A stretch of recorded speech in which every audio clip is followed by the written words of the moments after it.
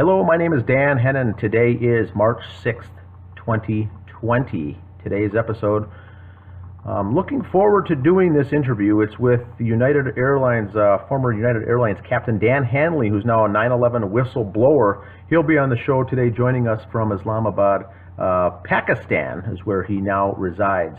And so we are talking today with retired United Airlines captain and 9/11 whistleblower Dan Hanley, who was illegally medically grounded from his airline as a B777 captain in December 2003 for speaking out about 9/11 issues pertaining to airline safety, security, and other matters. Dan commenced his flying over 50 years ago in 1968 as a civilian pilot, achieving his private, commercial, instrument, and multi-engine ratings by 1970. After completion of a 4-year degree in applied mathematics at Southern Illinois University in 1973, and with the Vietnam War still raging, he entered naval aviation as an officer that year, and over the cumulative course of 10 years flying the 4-engine P-3 Orion tracking Soviet submarines during the Cold War, then left the Navy to accept a position as a pilot for United Airlines in 1978. Over the span of the next 25 years at United, Dan flew the B737, 727, 757, 767, Airbus 319, 320, and the sophisticated B777 aircraft. All totaled, he flew over 20,000 flight hours in 15 different aircraft over a total career span of 35 years. He has been active in the 9/11 Truth Movement since 2002. We are now joined with Dan, who lives in Islamabad, Pakistan. The past 10 years happily married to a Pakistan, Huma, who now serves as director, and now serves as director and international public spokesperson for the newly formed global grassroots organization called 9/11 Pilot Whistleblowers, whose website is at 911pilots.org. Welcome, Dan.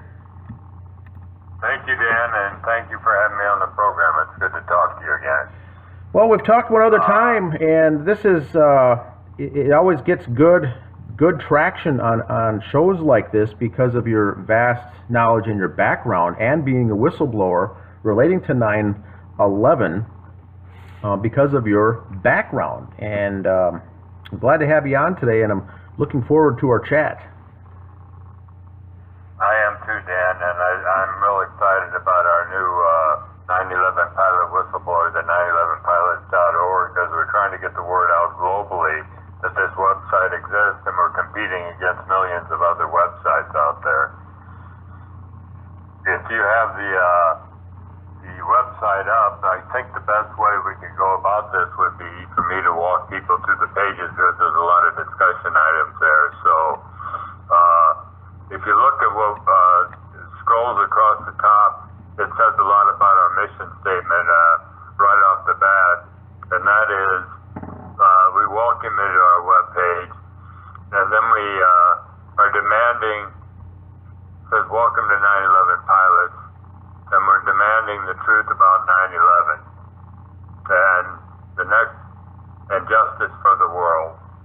I'm watching as it scrolls up here, and we ask, could unskilled pilots do this on 9/11? And the answer is highly skilled pilots could, which is what we would like to discuss during this broadcast. If you scroll down that page, I introduce myself real briefly there, but it gives our mission. We're going to recruit highly trained and experienced civilian, military, and airline pilots from around the world, and they can be either active or retired. We're getting a lot of response from retired pilots. Some active pilots are reluctant to come forward, but we want them to willing to examine available evidence and testify before a committee on camera in person, describing the difficulties supposedly executed by the Muslim hijackers, and they will state on their affidavit that we're asking them to sign whether or not they could have performed that maneuver themselves. And we give an example of the purported flight profile flown by a Muslim hijacker, I say alleged there, Hani Haji soldier. He was only 23 years old and supposedly piloted American Flight 77 that allegedly struck the Pentagon. Now, you got to look at the maneuver he performed just west of the Pentagon, descending and accelerating. He did a 333-degree Clark Street turn from 3,000 feet, and he arrived precisely at the ground level to strike the officer of Naval Intelligence at nearly 500 miles per hour. Now, we got a video down there below, and it shows it was from Pilots for 9/11 Truth, and it says simulator recreation demonstrates 9/11 Pentagon attack and possibility. It's not a long video, but I strongly urge you to watch that video because Rob Balsamo, who is a co-founder of 9/11 Pilots for 9/11 Truth, did an interview with Jesse Ventura several years ago, and then, towards the end of this video, Rusty Amer, who's a friend of mine, who is the most experienced pilot in the world, got in a simulator with a young guy, and they replicated the Pentagon maneuver. Now, this guy had some civilian flight training, but they put the simulator through the same paces as Hani Jahanjar was supposed to have flown, and he crashed every time he tried it. And Rusty at the end says, you couldn't do it, and I couldn't do it either. So that's a testament to what we're talking about here. Now, there's a group called the Lawyers Committee for 9/11 Inquiry, and for those of you who aren't familiar with that, a group of lawyers got together with the biggest 9/11 whistleblowers in the world, and they provided information to them. And this Committee for 9/11 Inquiry submitted 57 evidence packages to the New York U.S. Attorney in the Southern District of New York, Jeffrey Berman, and forced him into convening a grand jury investigation, which supposedly is going on now. And that petition alleges that the 3 World Trade Center building 1, 2, and 7 collapsed due to controlled demolition and not because of jet aircraft impact or the fuel fires that ensued. So we're trying to do the same thing with pilots. Now, I had a 45-minute conference call with the Lawyers Committee board members last week, and we have not joined legal hands with them. I want to make that clear on the program. But we are in contact with them, and they are aware of what we're doing, and hopefully we'll be able to get enough affidavits and pilot testimony that we can move forward forcing the U.S. Attorney in New York or some other U.S. Attorney in the country to convene a grand jury. And if you scroll down a little bit further, it says whether you're a pilot or a member of the general public, please click here to join us. So we'll talk about the Join Us page in a minute, but I want to emphasize this isn't just for pilots. We want to inform the global population. So if you know of any other pilots that are aviation professionals, including aircraft mechanics and engineers, because the Lawyers Committee is going to start investigating other aspects of 9/11, send them to our contact form, and we'll be in touch with them. And when I close with saying millions of people have been killed, maimed, or displaced from the homeland as a direct result of the horrific crimes of 9/11, and that's my impetus for us doing what we're doing right now. We're demanding that justice be served and bringing those responsible to a court of justice to a criminal investigation, which incidentally has never been conducted. The 9/11 Commission was not a criminal investigation. So they just collected facts and submitted a report. Next on the screen, you're going to see an interview I did last week with Jason Goodman in New York. And if you listen to that, it's a reiteration of what I'm saying today, but it's worth listening to because it'll tell you what it is we're doing now. That aircraft you see on the photo there, that's actually the aircraft United 93 that crashed in Shanksville. It was 3 days before it crashed. And we give the statistic down there, the total killed in New York that day. And there's a quote there from George Washington that talks about people become impressed with its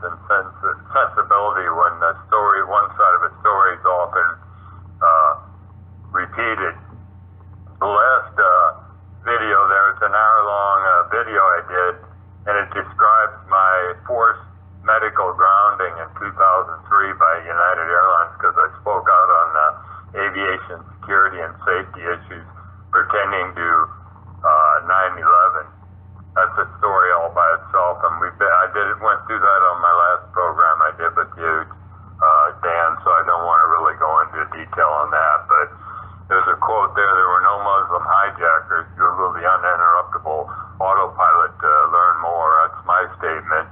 And then down at the bottom we got a quote of the day that's worth reading.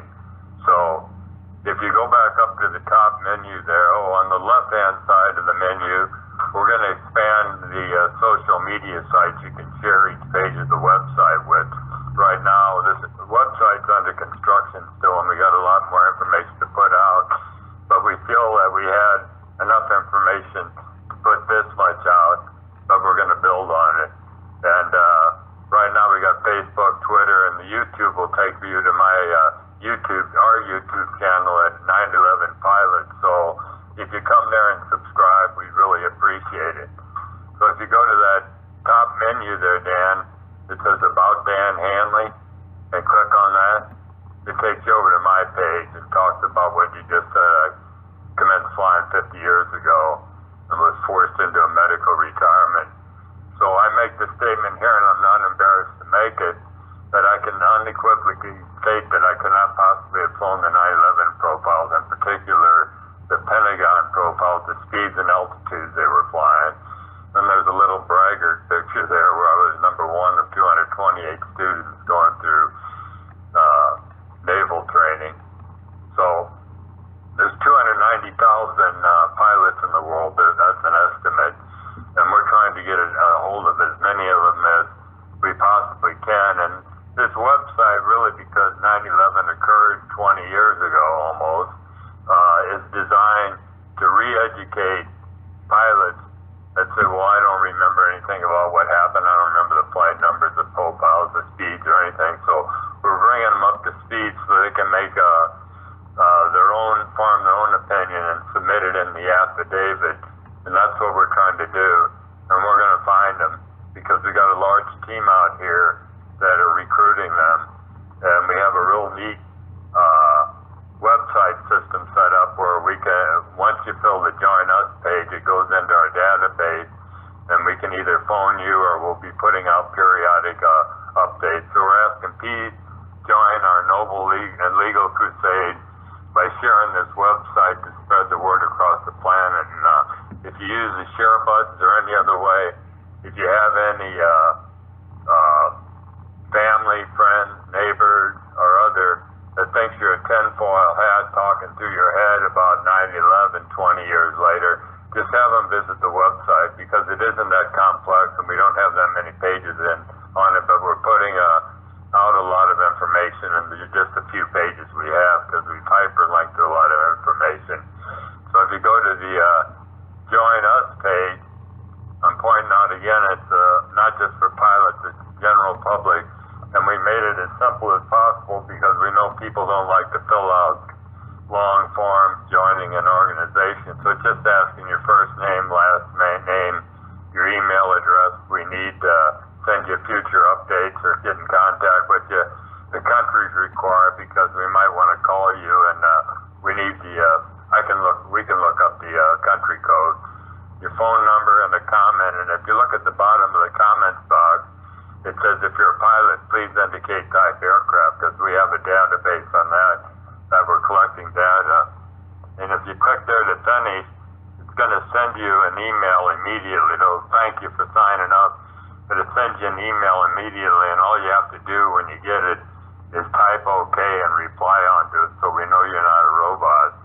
So it says, please check your spam box and cookies, and if it doesn't appear within an hour, then reapply. Now the next item on the top bar there is our menu, and we got several items on the drop-down menu. Excuse me. First of all, real quick, I won't go through these in detail. We have our motto, and it says patriotism and freedom of speech and action. That's going to play the national anthem. But we fully believe that what we're doing is patriotic, and we hope that we still have First Amendment freedom of speech rights, which in some regards I question whether we do. But that's our motto. And the next drop-down menu item is a memorial that we put up. It's going to play Amazing Grace to the 8 pilots and 26 flight attendants who lost their lives on September 11th. May they rest in peace. Now these next 4 pages get into the meat of what we're talking about here. If you go to the cockpit, now Dan, on my last program with you, I think we went through this, but I want to point this out to anyone who's listening who aren't familiar with aircraft. So the first photo you see there is a Cessna 172 cockpit, which was the priming flight training aircraft for the 9/11 hijackers. Now these guys only had a few hundred hours in this type of airplane, and if you notice, they've got round, old-type instruments on one side of the cockpit and nothing on the other, so just a few dials and controls there. And if you scroll down to the bottom, that's the picture of the 767 cockpit. And if you notice the center pedestal there alone, the 2 flight management computers and all the other instruments and displays they have down there. And if you go up and look at the cockpit display, those are CRT displays that have a wealth of information on it, and there's no comparison. And we ask at the bottom, do you notice any subtle differences? Well, of course you do, because the hijackers allegedly had never seen this cockpit before, nor had flown the airplane, that were able to hop in, discern what all these different instruments and equipment was about, and fly the aircraft at over 500 miles an hour to crash him that day. So we put Field McConnell on here because he's a personal friend of mine. I've known him since 2006. He was a former Northwest DC-10 captain and retired 9 years early because he was trying to expose illegal modifications on Boeing aircraft in 2006. And the reason he did that was so he could serve as an expert witness in future litigation. Now, this is the same thing that happened to me here. At the time, Northwest was trying to force, and the Airline Pilots Association, the union representing us, they were trying to force him to see this notorious FAA psychiatrist, Dr. James Elliott in Los Angeles, to try to ground him for life as a pilot on psychological grounds. After his retirement, he continued investigating, getting over a cold, modifying Boeing aircraft, revealing the existence of the Boeing uninterruptible autopilot. And we click a link, a hyperlink there, because it'll take you to an article, a Wikipedia article that is somewhat misleading, but acknowledges that this system exists. And I'll get into that in a minute, what that's all about. But we mentioned Malaysia Air 370 because I just recently did a couple of TV interviews, they're short, on Malaysian TV regarding the Boeing uninterruptible autopilot and Malaysia Air 370 mysterious disappearance out of the ocean several years ago.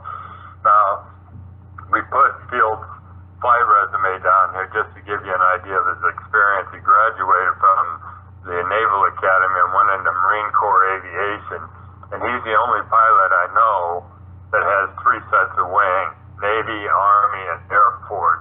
So he went on flying the F-4 as a Marine in the Navy, and then went into an Air National Guard unit and wound up eventually flying the F-16 aircraft and competed in the William Tell World Fighter Competition.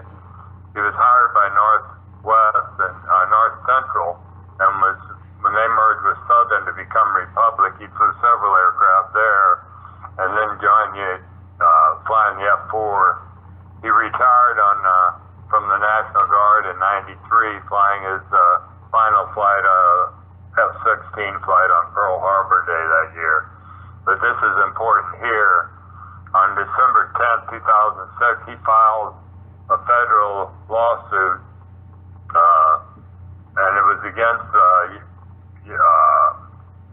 I believe, ALPA, the FAA, and Boeing regarding these illegal modifications on Boeing aircraft, and the judge tossed the case.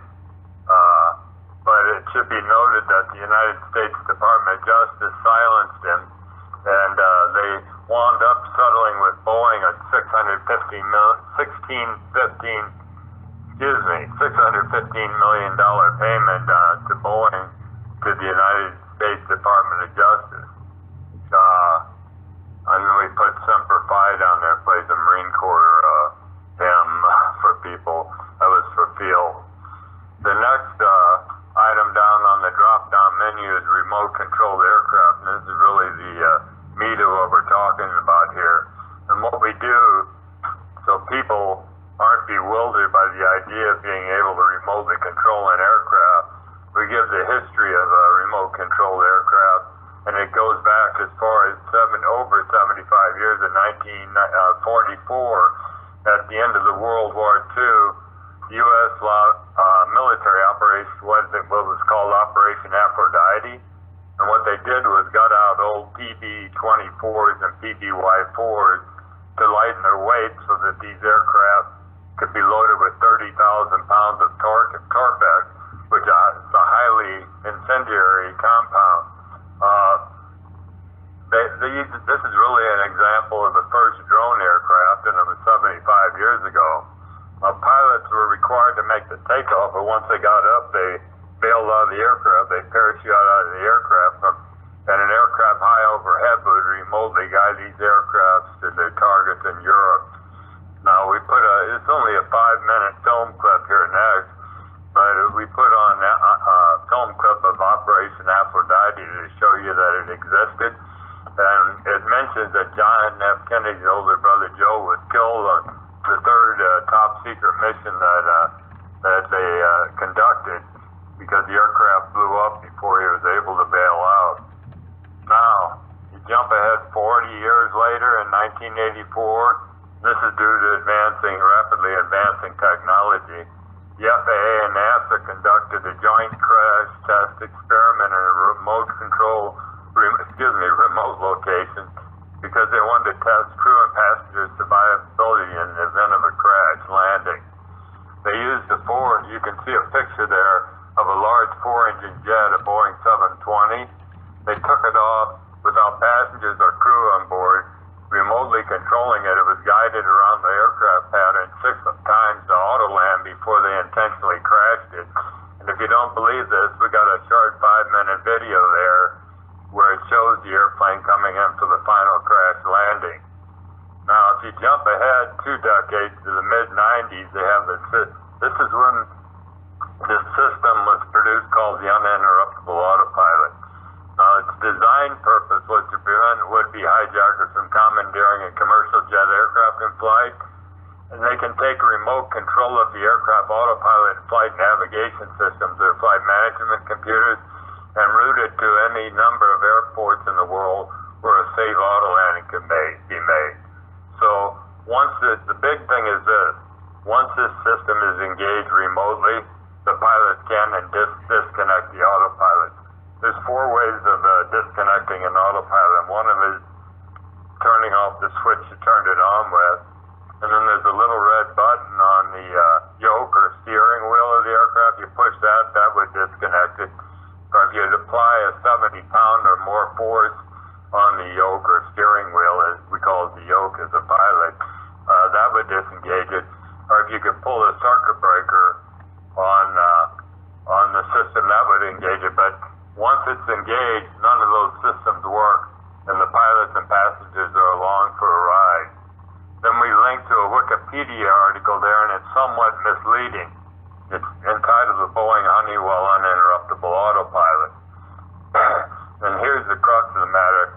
The article states that Boeing patented this system in 2006, and we've got a copy of the patent, so it does exist.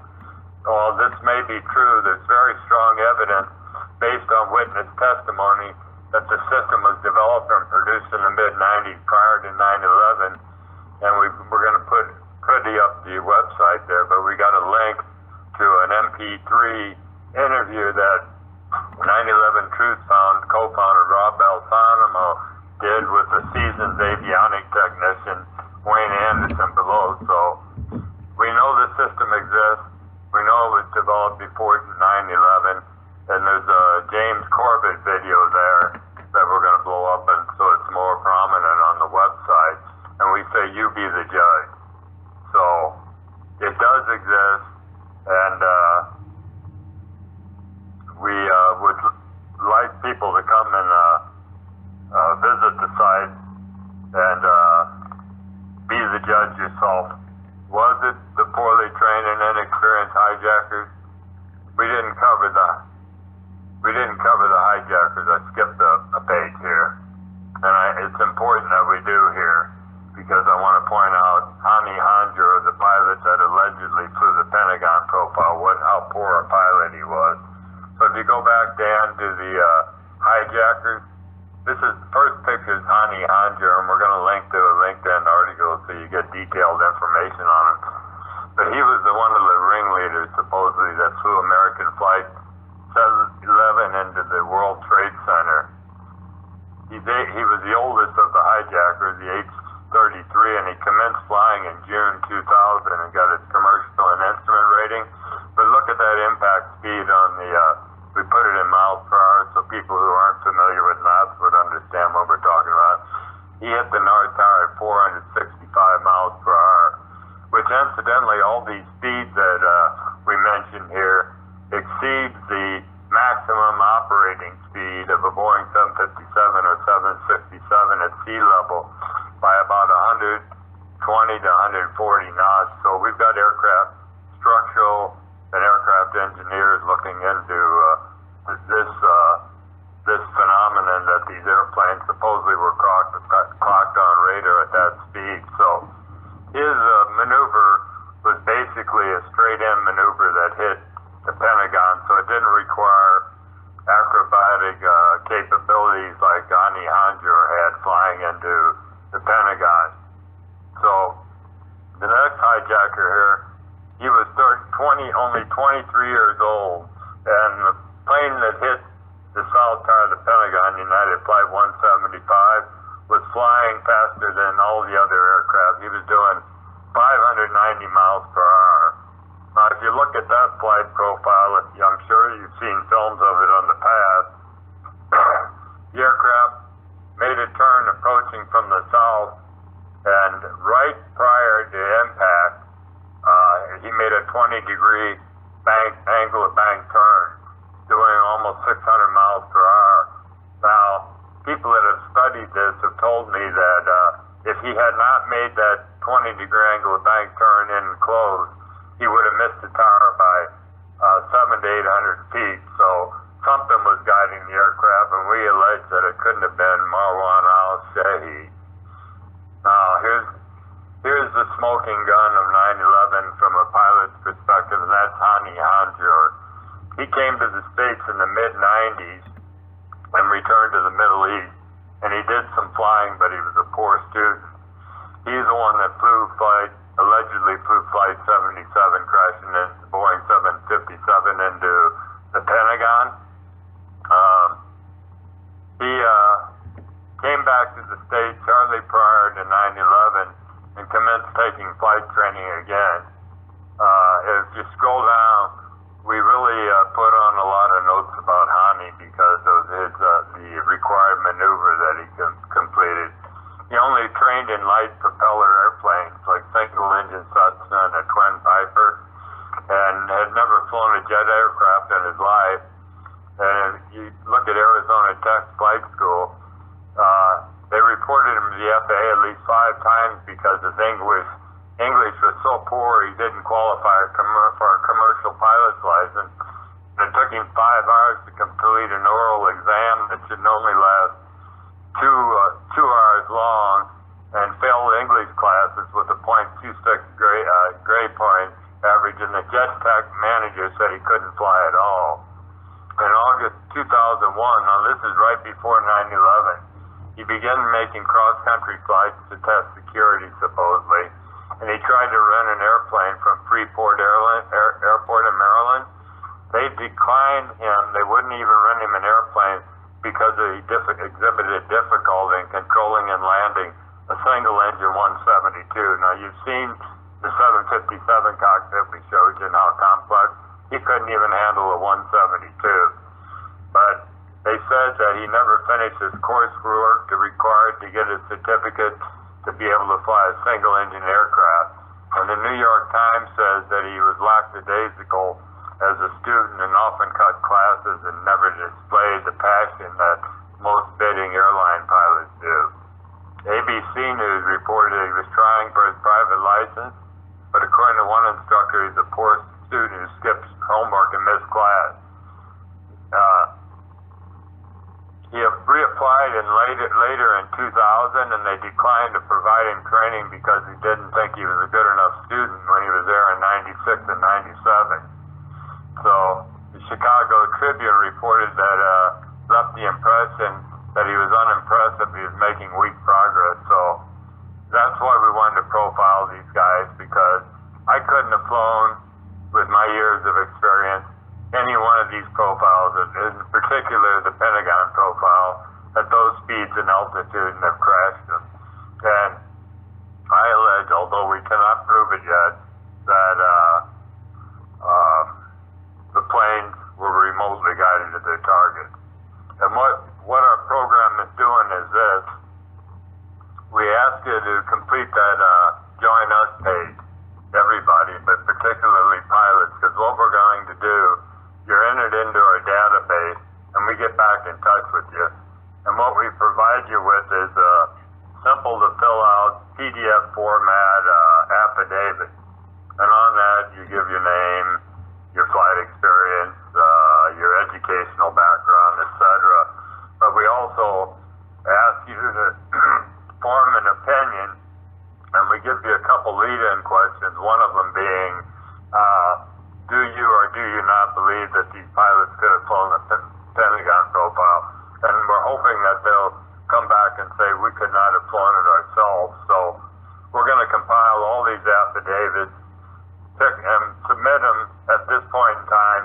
We're talking with our own legal team, but once we feel like we have sufficient evidence to move forward legally in the justice system, we've already talked to the Lawyers Committee for 9/11 inquiry, and our intent is to provide these affidavits to them to review. And Mick Harrison, their chief litigation lawyer there, who has interviewed many expert witnesses over the course of his career, will look, based on their experience and the statements they made, at who would be the most highly qualified to serve as an expert witness before a federal grand jury.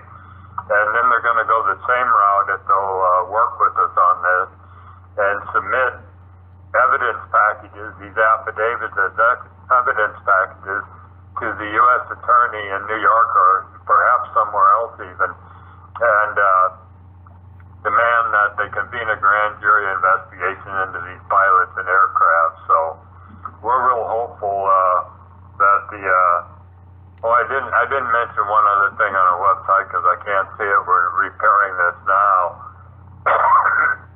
And that is our affiliates that we're working with. And if you scroll down there, you'll see at the top of the list, Pilots for 9/11 Truth. That's run by Captain Rob Balsamo. The Lawyers Committee for 9/11 Truth, Architect and Engineer for 9/11 Truth, Justice for Heroes. That's the firemen led by Fire Commissioner Chris Goya in New York. And we put a link to each one of their websites. And I know three of them, the Truth Action Project's on there also, of which you, I believe, serve as a board member, Dan? Yes, I'm on the board member of that Truth Action Project, which is called TAP, correct? Well, both TAP, the architects and engineers, and the lawyers are nonprofit organizations. They're a 501c, and we didn't go that route because it's a IRS nightmare, which is why we're doing what we're doing the way we're doing it. But if you go to click on the links to their websites, they've got a donate button, and we need all the cash we can get to legally move forward with this. I believe with the Lawyers Committee's grand jury investigation allegedly going on, most people don't realize that grand jury investigations are very secretive, and there's a lot of them going on in the States, and we don't even know about it. If you're a jurist on the grand jury, you can't even talk to other jurists outside the room. Witnesses cannot even acknowledge that they've been interrogated by the grand jury. But an important point is this, and that is the jurists have subpoena power. Once they start hearing evidence or testimony, they can petition the U.S. attorney to subpoena anyone they want to appear before them, and we're hopeful that people like Larry Silverstein or Dobbs Ockheim can get up there and explain a few things to them. But go to that affiliates page, and the last page on there is our national motto on the drop-down menu, which is "In God We Trust." And we talk about the United States was formed based on Christian principles. And I myself personally do not believe since 9/11 we've been anything but a Christian nation with the wars that we conducted abroad based on the lives of 9/11. We're going to put a nice Christian song there to remind everybody of our roots, forefathers started out with, and where we are today. But that's it in a nutshell, Dan. That's the website, and I appreciate you letting me go through all the pages there. We just want to encourage everyone to visit our website and join us. Do you have any questions? I know I've been talking a lot, but there's a lot of information on there we wanted to cover. Well, Dan, I did, as a non-pilot myself, I did go to that page and did sign up and submit. And like you said, it's open for everyone, but you're trying to also get pilots, and that doesn't make a difference if you come from a background of military or single-engine pilot or commercial. You're trying to gather as many names of pilots that you can. Is that correct? Right. That's correct. As a matter of fact, last night I just had a long phone conversation with the director of the Civil Aviation Authority, which is the Pakistani equivalent of the FAA, and he went to Embry-Riddle himself down in Florida, told me what kind of light airplanes he flew, and I said, do you as a private pilot feel, without ever having seen a 757 or 767 aircraft or flown it before, feel like you could have got it up to 500 knots and performed in the Pentagon, the profiles that these guys did on 9/11? And he laughed for about a minute and said, in my dreams. So that's the kind of response we're getting from pilots. It should be pointed out, though, not one pilot was permitted to testify before the 9/11 Commission as to the absurdity of this notion that these pilots flew the aircraft. Because I think if they would have got pilots in front of them and asked the question, they would have laughed. But we're going to try. We got a legal channel, and we're going to use it. And this will be a true test of the U.S. justice system. These cases, 9/11, I said on a previous program, was the biggest crime ever committed on U.S. soil, and I was corrected. It's one of the biggest crimes ever committed in the history of humanity, and if there's any justice in the world, we're going to demand it from the U.S. justice system.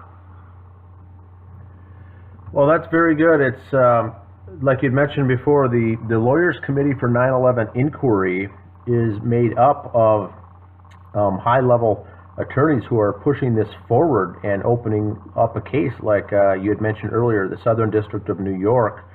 There is allegedly right now a grand jury has been convened, a secret grand jury of 24 individuals. As far as we know that's going on, their only option is to convene a grand jury for that. So we can assume that's going on, although we don't know that for sure because of the secrecy. But we can only hope things like that can move forward with the momentum. And then with your group here with the pilots, getting the momentum of people with distinguished backgrounds saying in the form of an affidavit that no, these things could not have been completed. There's no way. And the other group that you had talked about is Architects and Engineers for 9/11 Truth. And what I like about that group is those are engineers that have backgrounds in how steel buildings are made and constructed and what they can and cannot do when they are smashed into. And so they've got together, and their whole group is just focused on that one small piece of how can a 110-story building, steel framed, collapse like itself, like it did. And so they're experts focusing on one item. Your group with pilots are basically saying the same thing with the backgrounds that they have, is not only could they jump in the cockpit in a situation like that and then turn off the autopilot or what have you, and then turn these things around, but be able to maneuver and manipulate the planes and then crash exactly in to the destinations that were required for that day, because a lot of the general public do not know that the planes didn't just hit the World Trade Center Tower 1 and 2, but they hit specific locations and specific floors of the North Tower and the South Tower that needed to be hit because of what was in those on those floors, as far as insurance and large reinsurance companies and banks, on purpose. And we also know that that Pentagon wedge that was impacted was where the Office of Naval Intelligence was performing that audit, basically looking for the $2.3 billion that was missing. And that's where the team... That was trillion. Trillion with the T. That's where those 50 individuals of accountants were pulled together on the day before to looking into where those dollars went. They were in that newly renovated section or wedge of the Pentagon, and that's exactly where Flight 77 allegedly impacted. Now, I say allegedly because we don't know if it's that flight or not, but it was certainly that wedge of the building that something happened in. And we look at the destinations as far as what was hit and what was impacted and why those sections were impacted. And that gets back to what you had mentioned with the uninterruptible flight. They were able to remote control the autopilot into those specific locations. And so that's where it gets a little tricky, because we know that there was 4 hijacked planes allegedly that day. 2 hit the towers, which were hard enough of a feat to even do. But we know now with the research that has come forward that there was no Muslim names even on those flight manifests, much less did any of these hijackers even get on the plane, much less take it over. And so it leads down the road of, could they have hit those targets? Now, the Hani Hanjour Flight 77 into the Pentagon is the one that most of the pilots, people with a pilot experience background, laugh at when they see something like that, because there's no way that could have even been performed by an expert. I remember reading something from the late Captain Philip Marshall, who said that he got in a simulator, and I think his first attempt that was close to doing what Hani Hanjour did was his 20th attempt in the flight simulator. And he was a well-versed captain who flew many flights and many hours. And so that was what really opened up 9/11 for him. And I think a lot of, with your people in the pilot background, they look at that Pentagon impact after seeing that corkscrew turn and hitting the ground level of that potential building, and saying there's just no way that could have happened. But it's very strange. Dan, I got to mention this because people aren't familiar at all, and I'll mention this first. I believe that the reason 99.999% of the global population fell for the official story is that they're not pilots and they cannot conceive of the structural limitations and the navigation systems on board these aircraft. Now, these aircraft themselves, your modern day glass cockpit, we call them aircraft, the navigation system is derived from cruise missile technology. And they've got inertial reference systems that feed into flight management guidance computers that cross-talk with one another, and you can insert your altitude, your airspeed, and your course right into the computers themselves. Now, when this uninterruptible autopilot exists, I saw this firsthand. information can be automatically uplinked. Well, it's not, not automatically. It evolved before 9/11, where pilots used to type in their route, and a legs page would pop up on the computer that showed each of the points that they were going to be flying over, the altitudes and airspeed. But the pilots had to activate and execute that before and engage certain switches before that would take place. Well, with this uninterruptible autopilot, it can be uplinked. And as a matter of fact, before I was terminated, that's what we were doing. We would request a flight plan. It would automatically appear in the flight management computer, and we would go down and confirm that it agreed with our filed flight plan, and then we'd hit an activate and an execute button, and it would even have the winds aloft in there. So it's very, very detailed, but when this uninterruptible autopilot takes over, it takes over complete control of all those systems I just mentioned, and the autopilot. And we believe that the course, altitude, and airspeed were automatically uplinked into the flight management computer, and those pilots, it had to have been a horrifying experience, but they couldn't disconnect anything, and they were along for the ride with the passengers. And the other thing I want to mention, because I'm very active on a lot of social media sites, is the narrow focus that our group has. We're not asking what happened in Shanksville, whether the airplane was shot down or whether there was even an airplane there. We're not asking about directed energy weapons, no planes. We're not asking about a missile hitting the Pentagon or a flyover, or there were explosives inside the airplane, as some people believe or speculate on. And they do have some proof regarding each of those issues. I've heard them all. Our focus is extremely narrow. We're just focusing on the pilots and could they do it? Could experienced pilots do it? And we look at we've got other engineers looking at the speeds at which this was accomplished. But I've been on social media and have posted some information, and immediately people, including pilots, want to argue about these other issues, and that's not what we're all about. It's a very narrow focus. So if you see any of posts regarding 911pilots.org, our website, please, we don't even address that. Nothing on this website addresses anything I just talked about.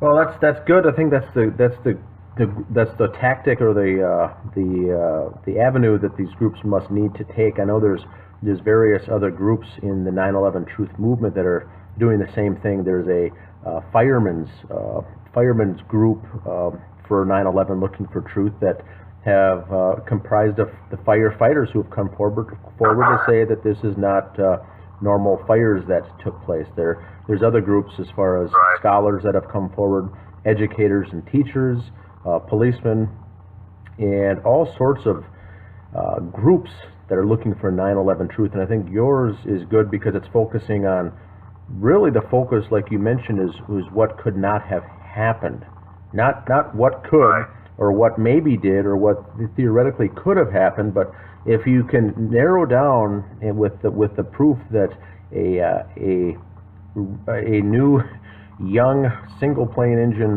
person, Hani Hanjour, did not fly that plane or those maneuvers as it said, you can start eliminating what we know could not have possibly taken place. And then we can leave out all of the theories and the conspiracies as that keep people on social media in all of these fights and struggles about what happened. All that serves as a distraction.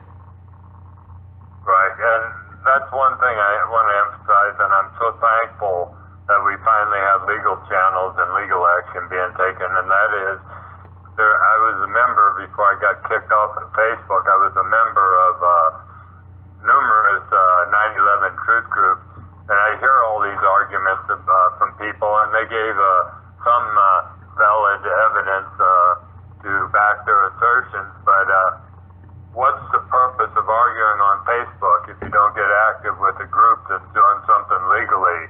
And I was so thankful that we were able to make contact with the lawyers committee and hopefully move forward with some legal action. So rather than argue amongst yourself, I'd strongly urge you to contribute to those three nonprofits I mentioned earlier, the architects, the lawyers, and Truth Action Project, because they're spearheading efforts and it needs a lot of people's support.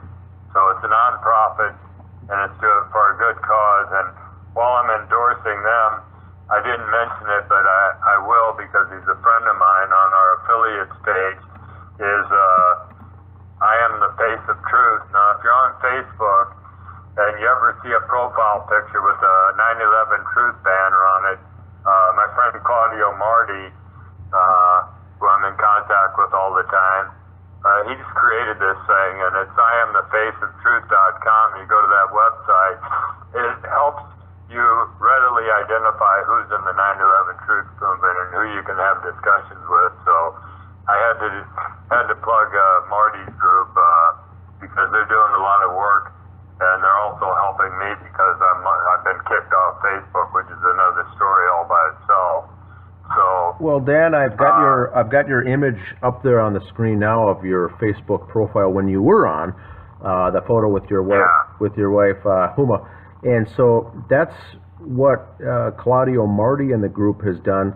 It's called I'm the Face of Truth, and what he does is he takes a square image of a photo that you select, you send it to him, he'll create it for free and put the 9/11 Truth banner down the left-hand side of it for you to use as a Facebook profile. Now, going down the left side of each of these, in yellow, in bold letters, is the country that you're from, which also serves to show what a worldwide effort this is with all of the various countries. And if you're from the United States, you can also get one with your particular state, but it's mainly meant for the countries. And I think this, personally speaking, I think, Dan, this is one of the most impactful marketing campaigns because it goes along with you all over Facebook. I've got one myself, and whatever page you're on, whether you're looking at a music site or a sports page, or commenting on something from your relatives or something, you've got a banner that shows that you are a proud member of the Face of the 9/11 Truth community that follows you along. It's not just showing up on pages that you post on in groups that are with like-minded 9/11 truthers. So it begs the question, it forces the question for others to ask, what is that group or what does that mean? And that's why I've got yours up there now, because you had quite a following on Facebook, and you made a lot of good posts and links of information, and so much so that they finally got you booted out of there, and now you're not on Facebook at all. Is that correct? Yeah, I had 5,000 friends, which is the maximum number of friends you can have on Facebook, and I had about 5,400 followers, and I made a lot of close friends over the years. And what happened was a couple of weeks ago, I put a post up about the uninterruptible autopilot and its alleged employment on 9/11, but I also tied it to the mysterious disappearance of Malaysia Air 370, and I put 5 supporting links underneath of it on a post, and within 5 minutes my account was disabled due to security reasons. And the joke is, I said, if you want to dispute this claim, please contact our help center. Well, if you're on Facebook, how can you contact the help center? You can't. So I was locked out. So being persistent as I am, I got another email address and logged on to an account. I was on for about a day, and they blocked me again for security reasons. So I tried it one more time, and all I was doing, we had launched our website at the time, was posting like crazy in groups and on pages and groups that I had, the website, just trying to bring people's attention to it. And within 24 hours, they locked me out a third time. So I'm locked out permanently. And if any of my old Facebook friends are out there listening to this thing, I sure would like to stay in touch with you. I've been able to get some of them because I've used my wife's account. Several months ago, I asked people to invite her to be a friend, so I do still have access because I post on her account. But please get a hold of me on Dan. Dan, you can mention this later, but I'm also on Twitter, WordPress, Reddit, and I got a YouTube channel that I can answer comments on. I'd like to hear from you because I miss y'all. But that's how I got kicked off Facebook. Yeah, and speaking the truth, that leads you down a path that is not too pleasant, and so you have to find other alternatives here. And I've got a page up right now showing your link to the website, your Twitter account, your YouTube channel, and your LinkedIn. And the one thing that's good with you, Dan, is that you take the time to respond to a lot of these personal comments and questions. It's not just going to end up in some inbox somewhere, but you take the time to respond back to these people, and you do have a lot of friends and followers out there. So we urge them to use this and get in contact with Dan, and feel free to ask him various questions. Yeah, it's been almost a full-time job for me because I'm real active on all those social media sites, and I spend most of the day, or a lot of the day, just answering comments because I want to direct people to our YouTube channel.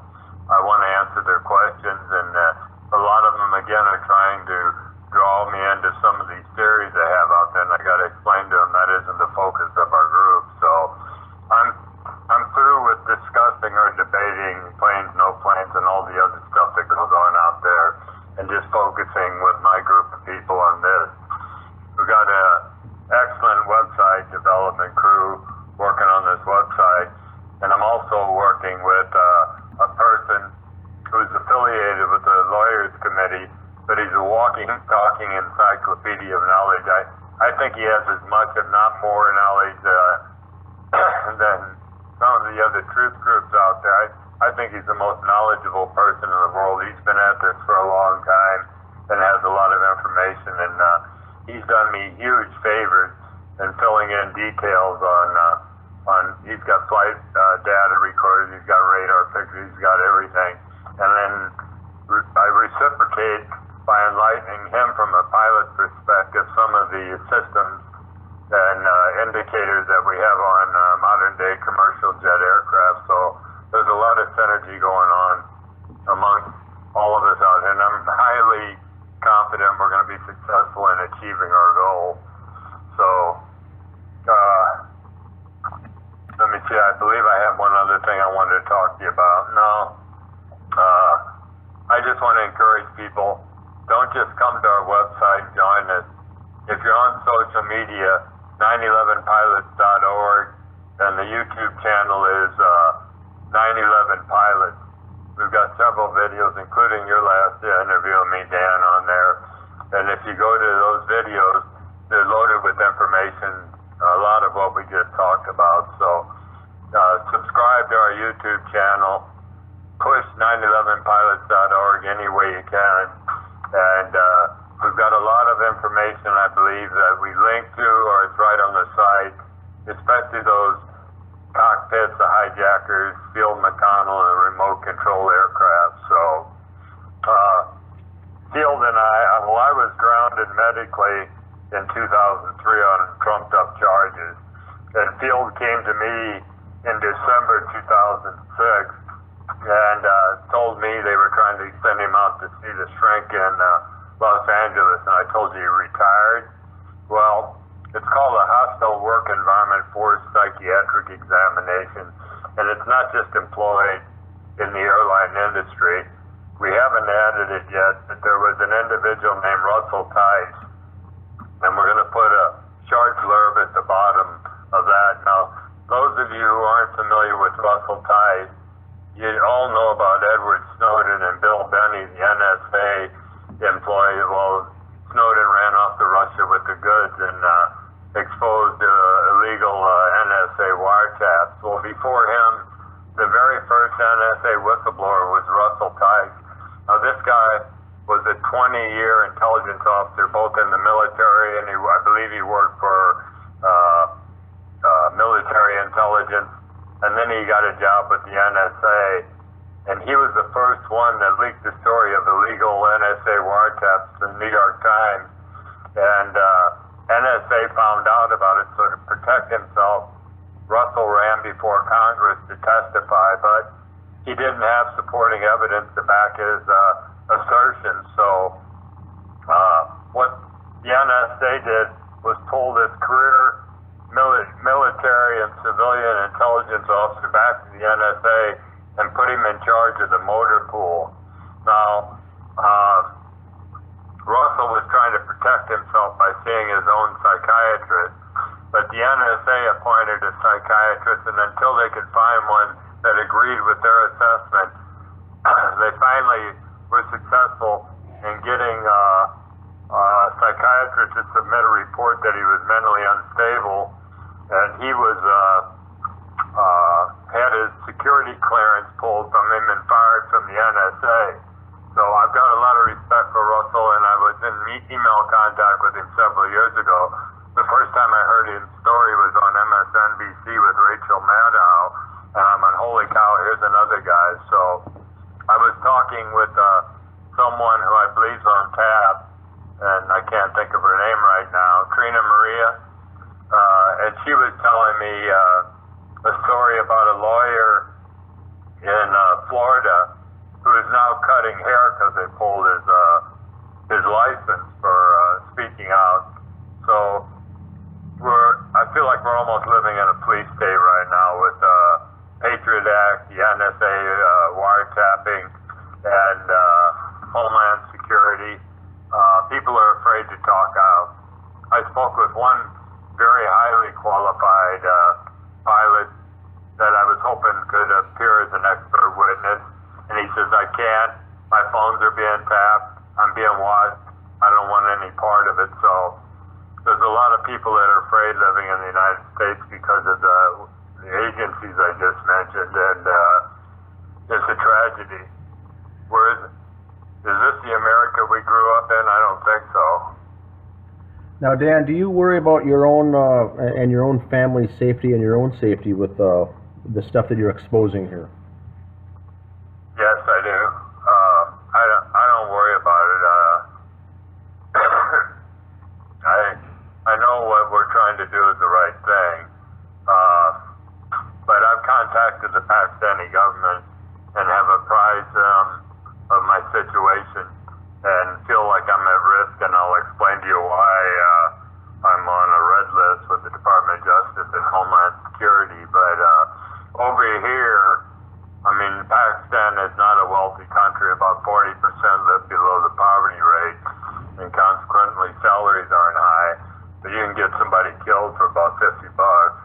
This place is swarming with CIA, Mossad, MI6, and other intelligence agencies. So, yeah, I feel a little bit uncomfortable about what I'm doing because our hero, Philip Marshall, for people that aren't familiar with him, had written a few books on 9/11 and was about to publish another one.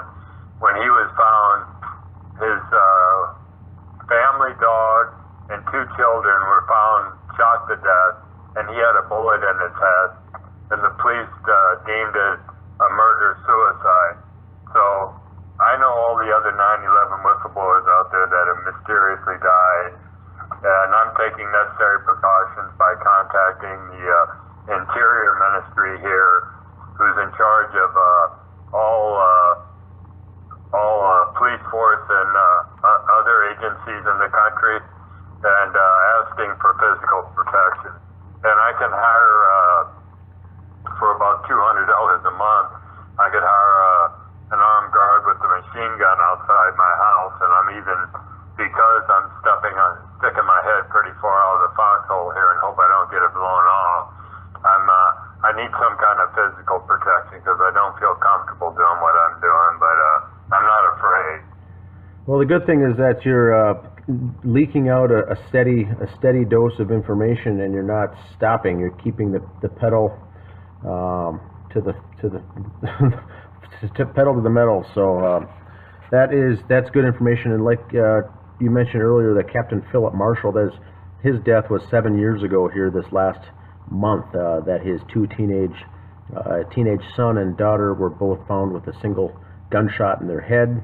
He was found, the former Captain Marshall, with a single gunshot in the head, and the family dog was found cowering in a basement bedroom. It looked like they ruled it a double homicide followed by a suicide.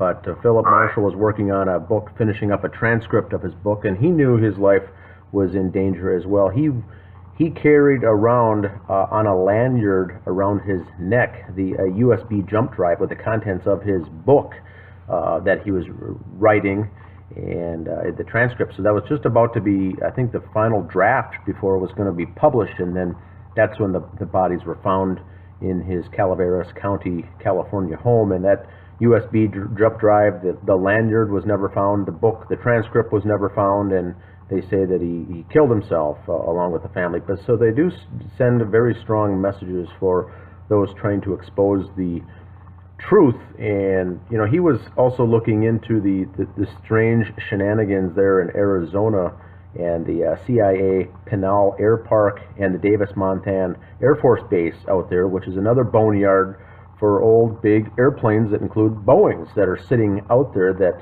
some theorize could have been one or two could have been used on the events of 9/11 with that uninterruptible attached to that.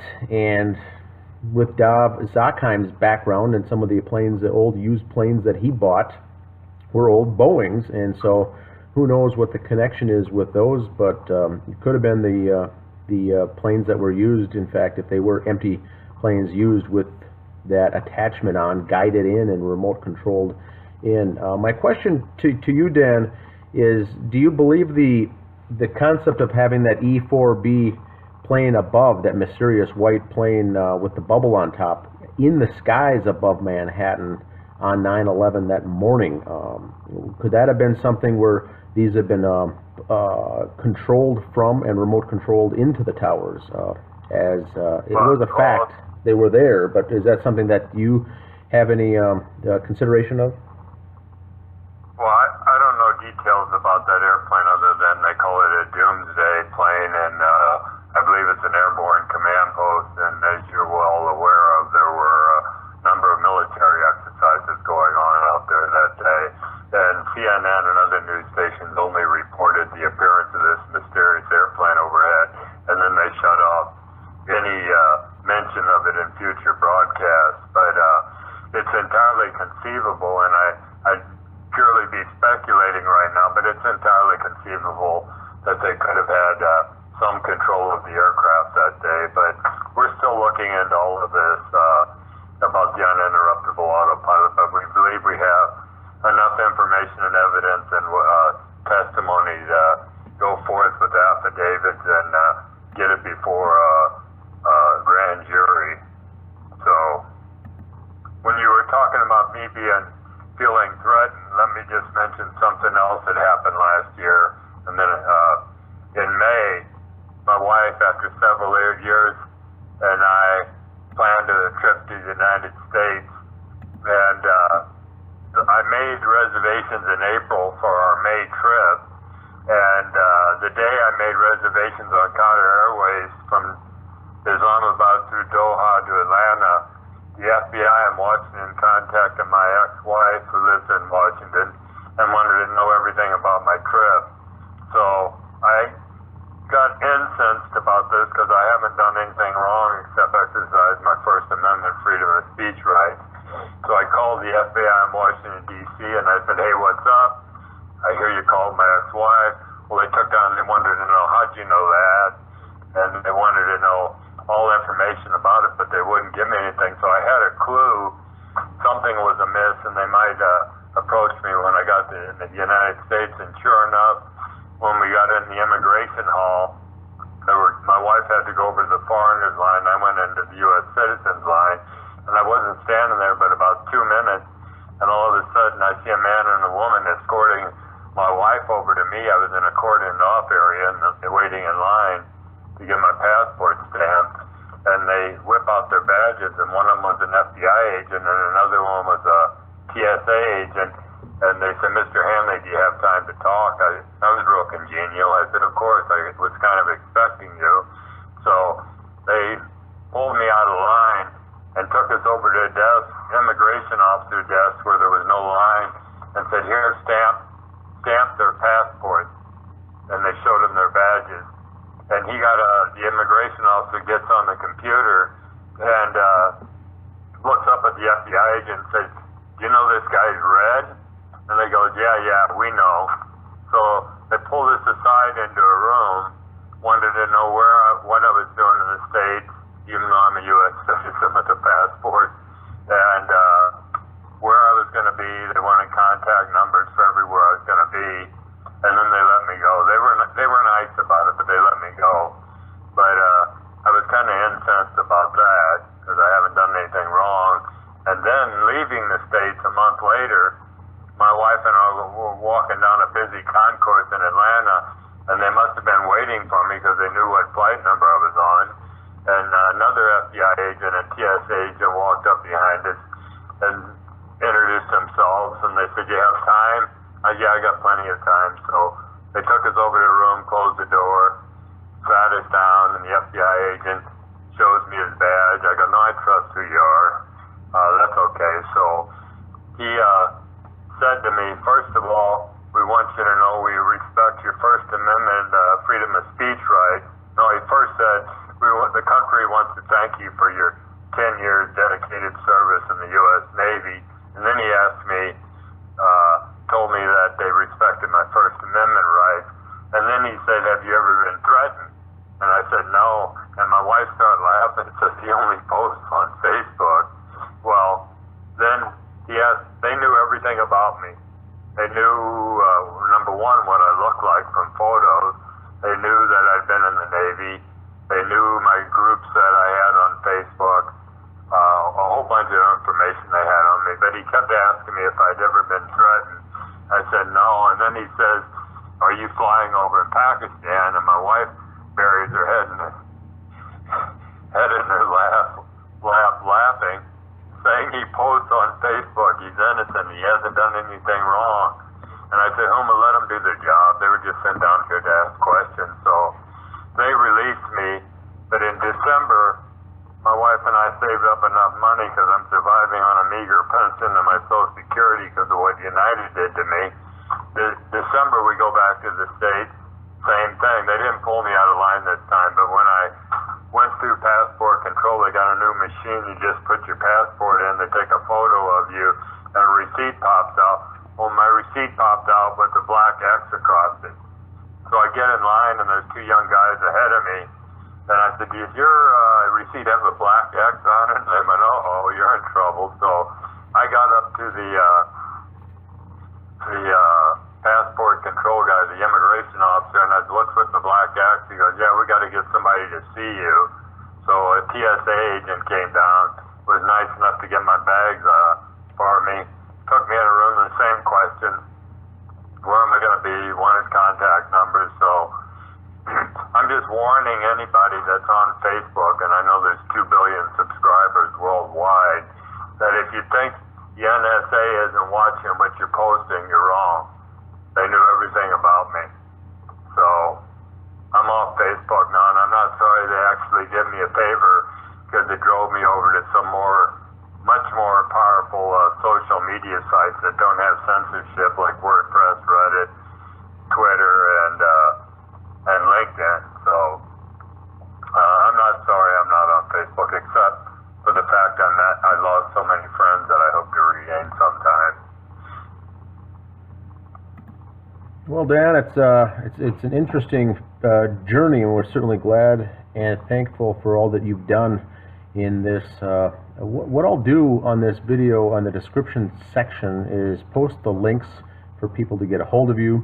I'll post the other interview that I did with you a couple of years back that gets back more into your deal with 2003 when you were illegally medically grounded and they tried to discredit you. But you've been doing this a long time, over 16 years now.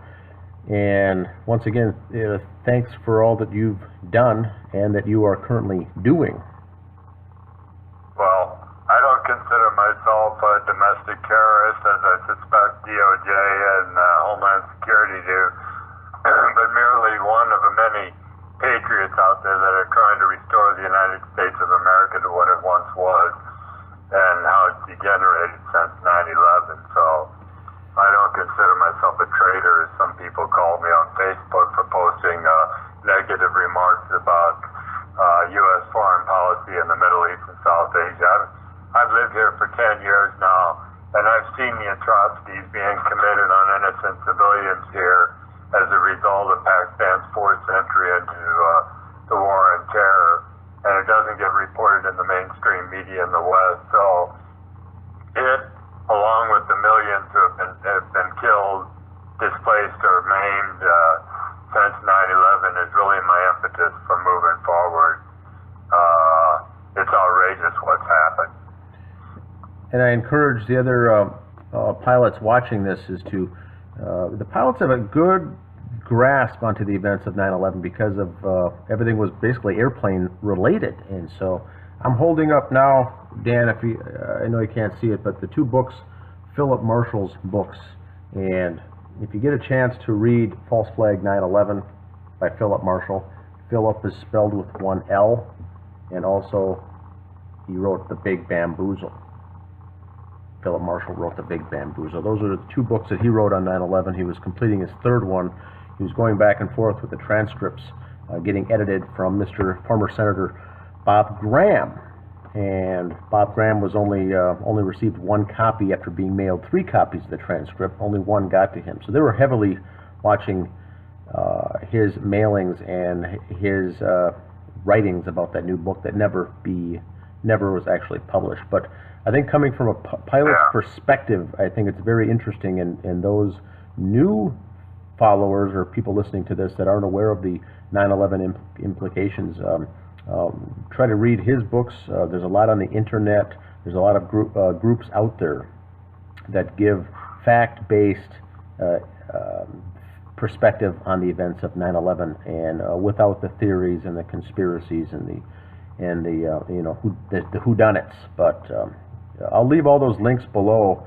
In fact, there's some good things. I'll post the things and the links here for everybody. Anything else in final to wrap up here, Dan? Yeah, if you don't mind, Dan, I'd like to make a short editorial comment to close my end of the program out here. Go ahead. You know, you said at the top of the program that I served 10 years as an officer, naval aviator, and without bragging on myself, I did serve with distinction, and I won't go into that. But as such, I took the same oath of office that the President, his cabinet, members of Congress, and other government officials took, and that was to support and defend the Constitution against all enemies, foreign and domestic. And I believe we have domestic enemies within the United States, including some within the NSA and some other intelligence agencies. I mentioned how they've stopped me here and they've disabled my Facebook account, and I really am incensed about it because I've done nothing wrong. I've just been exercising my First Amendment rights of freedom of speech, and I'll be damned if I'm going to quit being critical of U.S. foreign policy and exposing the lies of 9/11. I know this won't go far, but for anybody out there listening, and I know Facebook has 2 billion subscribers worldwide, but if you don't want the NSA snooping on you, don't stay on Facebook. They only allow 5% of your friends to see your posts on a given day, and they compartmentalize you with other like-minded thinking people. But Dan, I want to commend you for having programs such as this and other people's programs that I've been on. It's programs like this that bypasses the mainstream media that continues to ignore the truth that is out there about 9/11 and other matters. So thank you very much for having me on. You're welcome. And in closing, Dan, I've got an image up here on the screen now of the images of the crew, pilots and the crew members of the 4 flights on 9/11 for the viewers to look at here. The images of those fatalities from 9/11, and it hits home when you see the images. It hits home when you see the actual images of these innocent people killed. Well, we're going to have a beautiful rendition of Amazing Grace linked to that photo. Hopefully soon. My web designer has been tied down with architects and engineers for 9/11 Inquiry, who just did. I was watching a live stream broadcast from San Diego 9/11 Truth Group down there, so he's been pretty busy. But once he gets back to me today, we'll have that website tweaked and up and running. All right. Well, very good. Continue the good work, and thanks again for speaking tonight. Thank you for having me on, Dan. Have a good day. All right. Thank you.